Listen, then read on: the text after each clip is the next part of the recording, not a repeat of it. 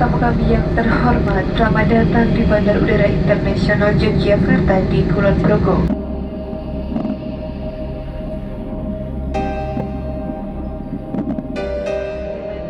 After the control sign has been switched off and the traffic come to complete stop, for safety, please be careful when opening the luggage bin. Before leaving the door, please ensure that you have all your luggage with you.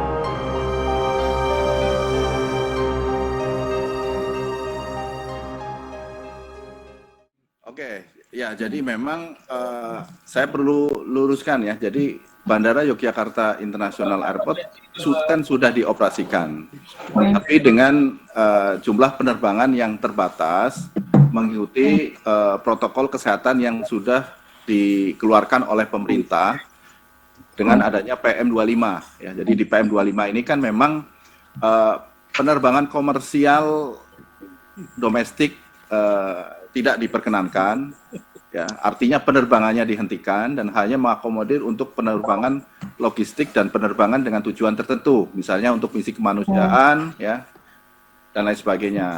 Namun bandara tetap harus dioperasikan, ya, jadi penerbangannya dihentikan, tapi bandaranya tetap dioperasikan.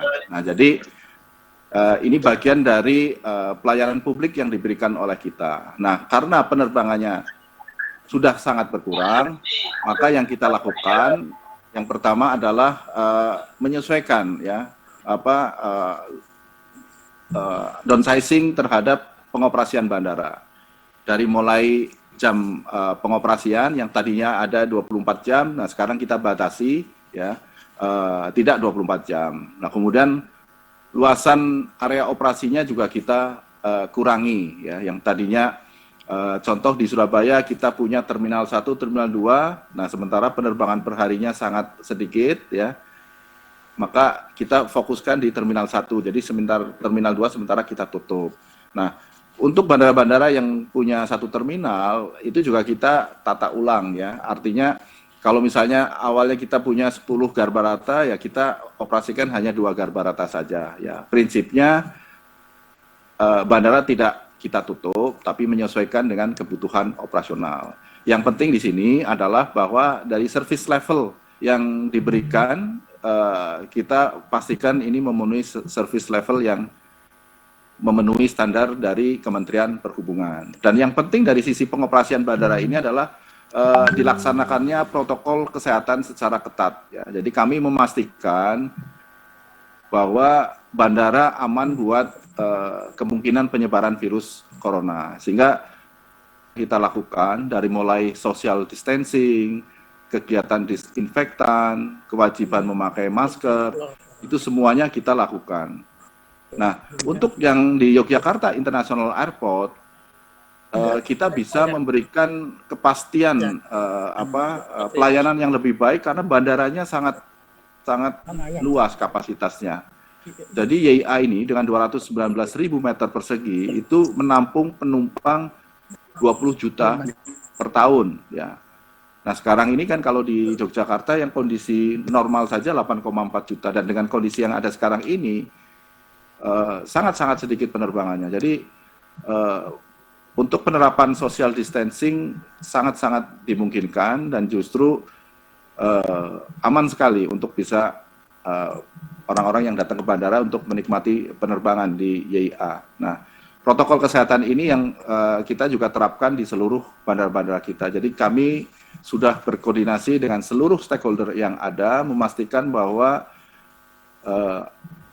apapun kebijakan yang dikeluarkan oleh pemerintah, kita tetap bisa melaksanakan protokol kesehatan yang dengan baik.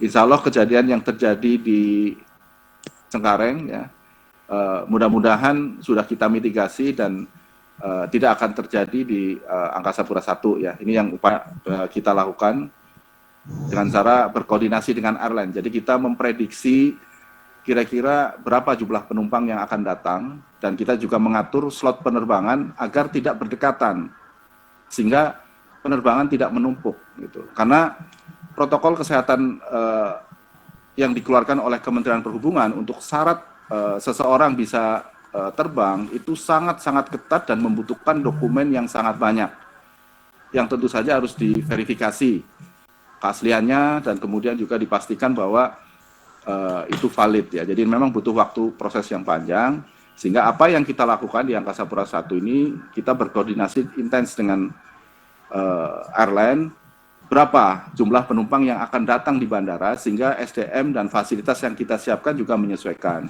Dan kemudian kita juga atur dari sisi frekuensi penerbangannya atau slot penerbangannya. Jadi tidak ada dalam 1 jam yang sama 2-3 penerbangan. Jadi kita atur penerbangan satu dengan penerbangan berikutnya ada sekitar 2 jam, sehingga diharapkan tidak terjadi penumpukan. Jadi mudah-mudahan upaya-upaya yang kita lakukan itu mengurangi kemungkinan resiko tidak dilaksanakannya social distancing yang menjadi arahan dari pemerintah. Itu mudah-mudahan bisa menjawab. Nah, jadi kalau kita bicara klaster industri, saya kira industri yang terdampak paling signifikan dengan adanya pandemi COVID ini, selain industri hospitality seperti hotel, tourism, adalah aviasi. Nah, di mana aviasi ini termasuk bandar udara, ya. Jadi memang boleh dikatakan sekarang ini dampak terhadap Angkasa Pura I dari sisi komersial, ya, dari sisi keuangan memang cukup signifikan. Sehingga yang kita lakukan sekarang ini adalah lebih kepada fokus pelayanan kepada masyarakat, ya, memastikan bahwa program-program yang dilakukan oleh pemerintah untuk mengurangi dampak penyebaran virus corona itu benar-benar bisa kita dukung secara penuh, ya. Jadi lebih kepada fungsi pelayanan publik yang kita lakukan, ya. Jadi kita nggak bicara soal untung rugi lagi, tapi lebih bagaimana kita bisa membantu menghentikan penyebaran virus COVID-19 ini di bandara. Jadi saya kira itu.